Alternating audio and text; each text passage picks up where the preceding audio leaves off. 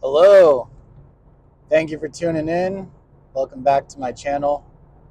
Hope you're having a blessed day today. Just on my way home and want to give you guys another video. Still trying to make some progress on my YouTube journey.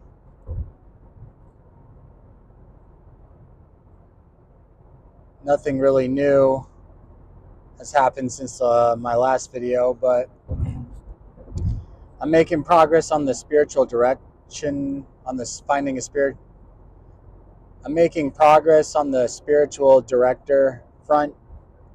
I have another meeting with a priest in about 2 weeks, and hopefully I could get some good direction as a newly married Catholic man. This priest is well revered in the community.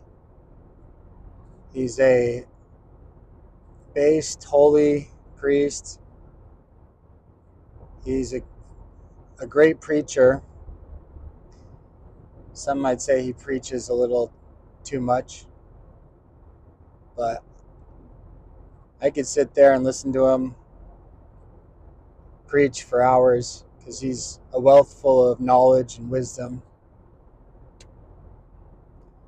So I'm hoping he can give me some clarity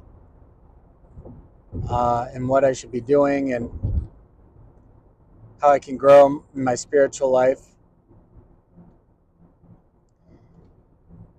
I had reached out to another priest as well,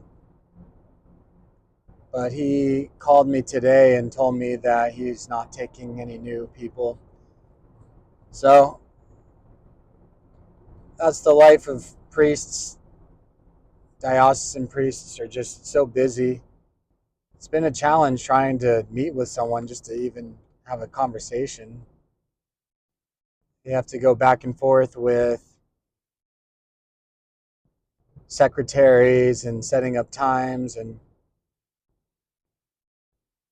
it makes me realize how busy diocesan priests are. They don't have time for anything, really. There's just so many people that they have to be there for and be accountable for, all the masses and all the sacraments that they do. But at least I had one that I can talk to. I talked to one already. This coming Friday will be the feast day of the Assumption of Our Lady, which is on August 15th. And this also marks the start of St. Michael's Lent, which I'm thinking about doing. I'm planning to go to Mass on Friday for the feast day. And then I would like to do the St. Michael's,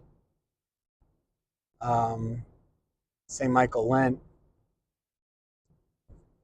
Now I'm not exactly sure what that entails, like what I should focus on. I mean, I definitely want to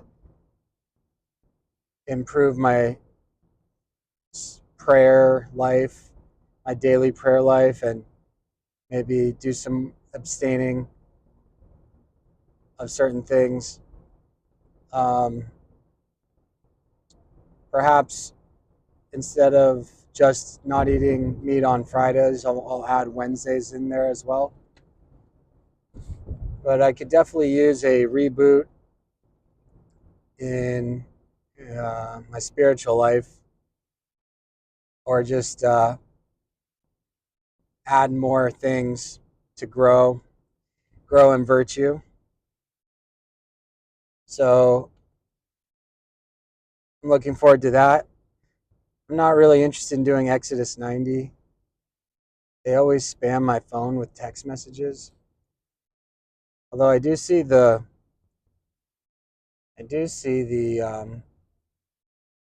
benefit from Exodus 90 and like getting a group to do it, but I don't know. It's just something about them where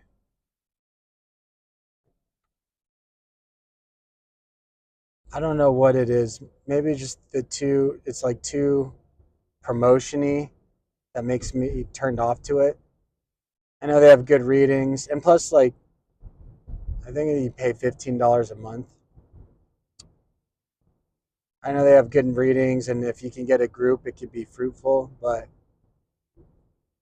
I tried the Exodus Lent once, and it was good we had a group that I met with, and it was good. But I don't know. I don't want to. I don't want to be a part of like like it's like being. It's like a sponsorship almost. Just want to do my own thing.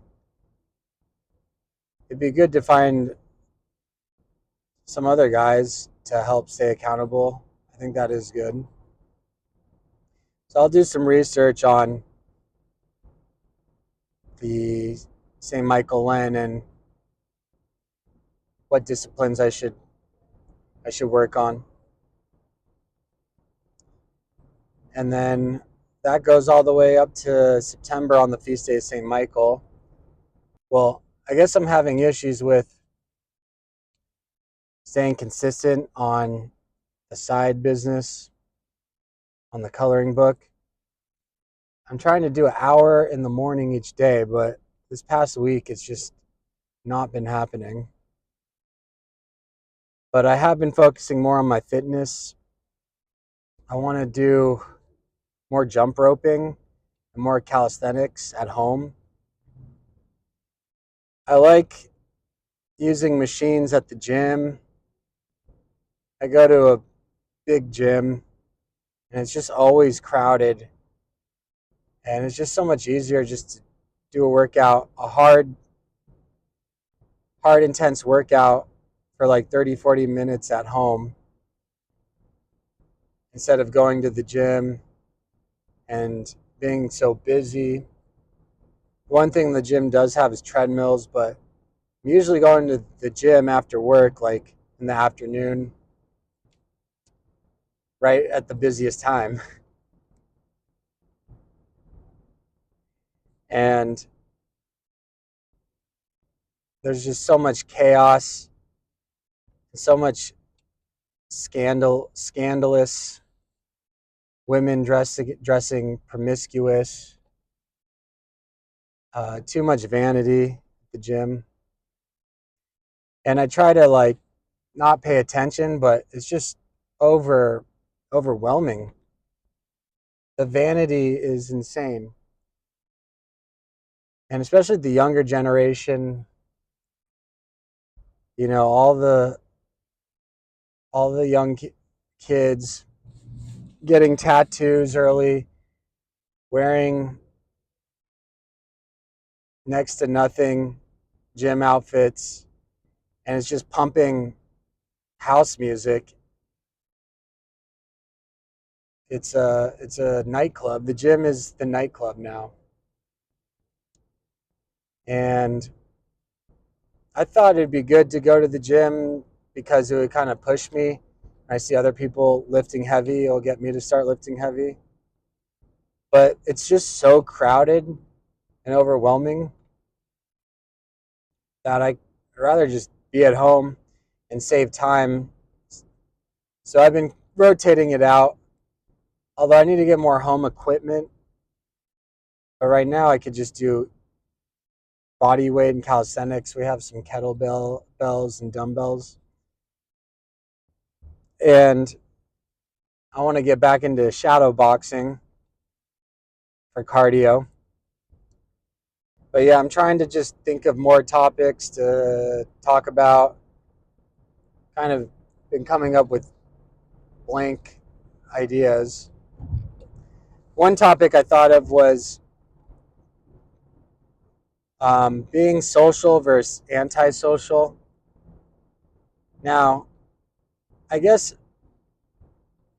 ever since I was young, I was kind of naturally shy, but I had to learn how to talk to people, how to socialize. And I became social,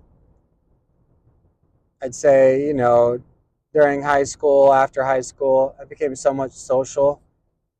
And then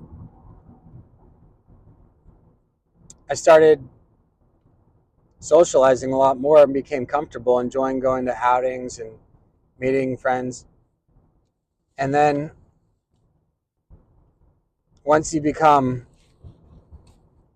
red pilled, it's easy to get depressed after being red pilled.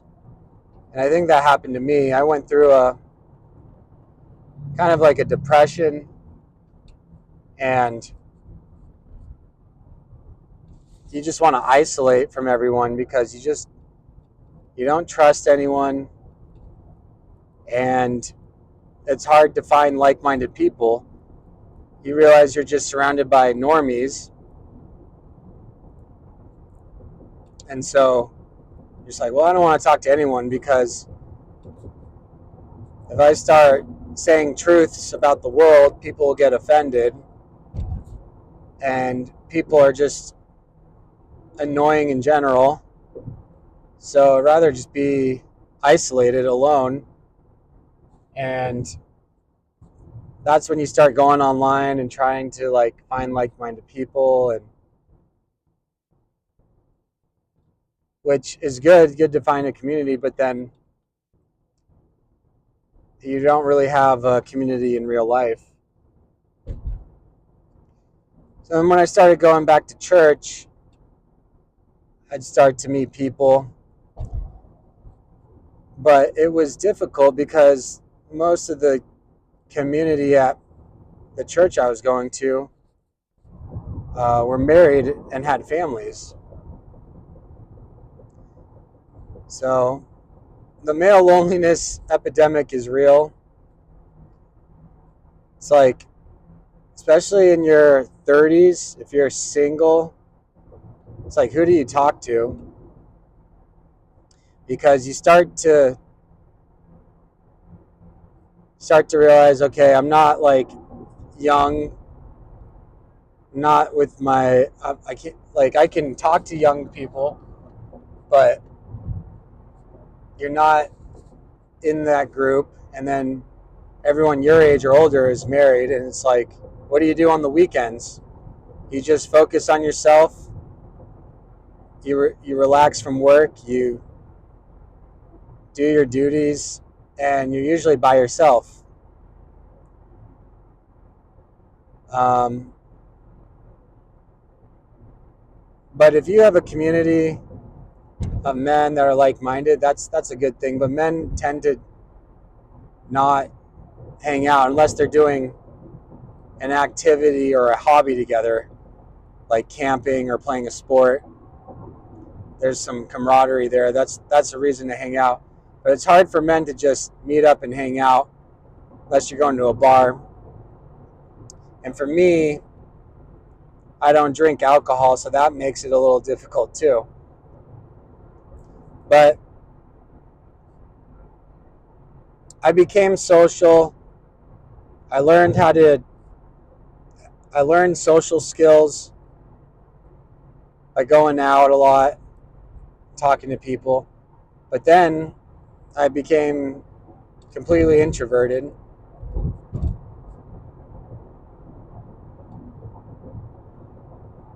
And that's right, I was talking about being social versus antisocial. So now, today, it's like there's a part of me that wants to be social, but then there's a part of me that just doesn't have time to deal with people. But I think there is something worth being sociable, even though you don't want to be, with your colleagues at work, with your normie friends.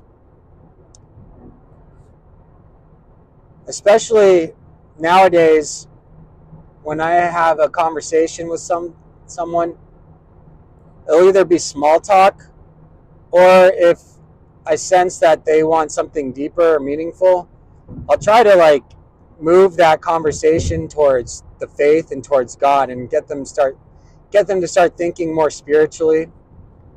And then that's when I can start bringing up the Catholic faith. So I guess in one sense it is good to socialize because it's always an opportunity for evangelization. But then when you're surrounded with like a normie group that's secular, they don't talk about God, they just talk about the news or pop culture or music or Netflix movies, then it's like, all right, I don't want to have any conversation. I'm done talking to you guys. I need to go. It's just mind numbing because for me, it's mind numbing because it's like either they don't know the truth of the world or they don't want to think about the truth of the world and they want to fill the void with nonsense, with drama, something that makes they can get dopamine from because their life, nothing is going on. So they got to talk about news, politics, or pop culture. And if you bring up the what's not politically correct view, which is generally the right view, people get uncomfortable. And then you don't know who you're dealing with. You don't know who's going to judge you, who is who is offended by what you say and then wants to be, it's kind of like a threat, wants to like attack or assassinate your character. Now I heard somewhere, I think it was a Census Fidelium video, I can't remember, that if you're like walking on eggshells, worried about your reputation and character being defamed, then living in that fear, it tends to happen. Like that will happen when you're like trying to avoid it. So in one sense, you do have to be brave and just be like, this is my worldview. I'm willing to face any persecution. I am a Catholic and these are my beliefs.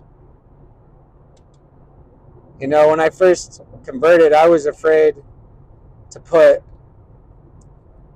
a rosary in my car for fear of judgment.